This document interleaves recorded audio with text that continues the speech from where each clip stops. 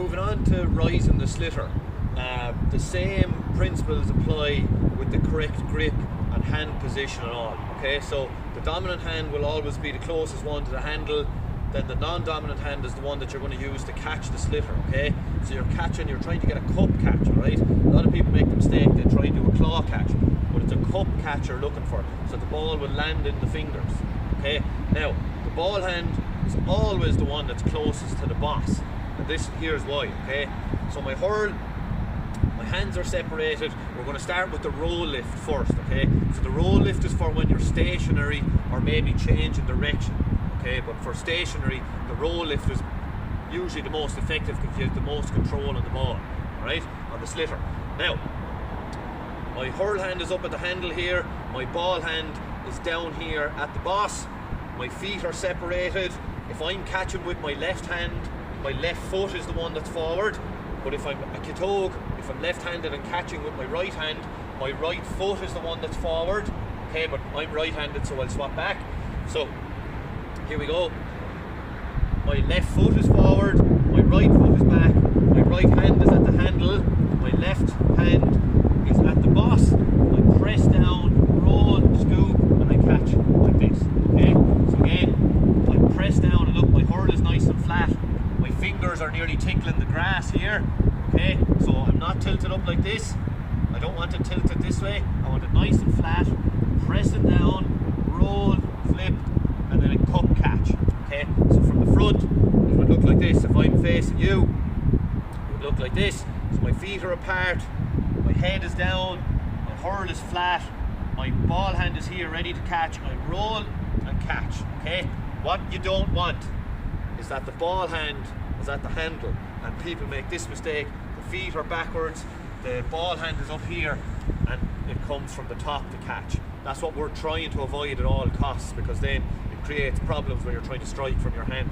Your ball hand should always be down beside the boss, ready to catch the slitter. Okay? Now, how do you avoid them getting to do one hand over and over and over again? Look, unfortunately you probably can't avoid it. So if they're going to continue to try and do it with one hand, shorten the grip. The hand should come down towards the end of the grip here. Look, the bottom of the grip, with your thumb out like this for balance. And that you're rolling, catching, rolling, catching, roll and catch. Okay? But still the principles apply. My hurl hand is the closest to the handle. My ball hand is right down here ready to catch. Okay? Just like that.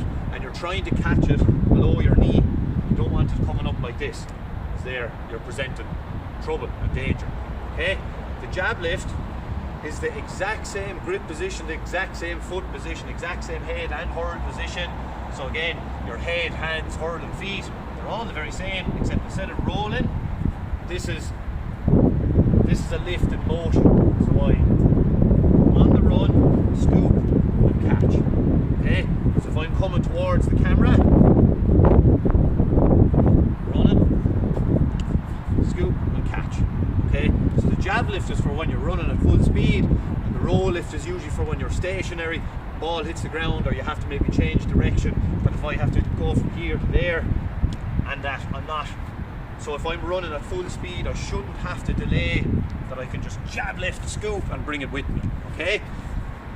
And again, the exact same foot position, hand position, the same technique, and then look, it's actually the same starting position for a solo run.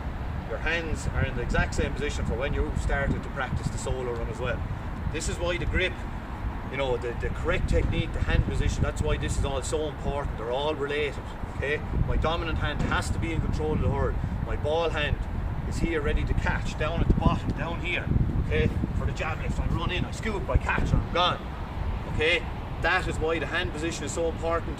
The feet are very important. A lot of people make this mistake where they have the hurl between their legs and their arms have nowhere to go. Look, see, my arms are being blocked by my hurl, like that. Or sorry, my arms are being blocked by my legs. Or some people make the mistake, their right foot goes forward if they're right-handed. It has to be your left foot that goes forward if you're right-handed. If you're catching with your left hand, it's your left foot that goes forward.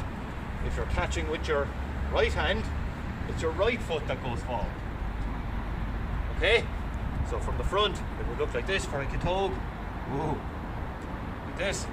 From the roll lift, Again, my hands are separated, my right foot is forward because I'm catching with my right hand, and the jab lift for the Kitog from the front, it's the same.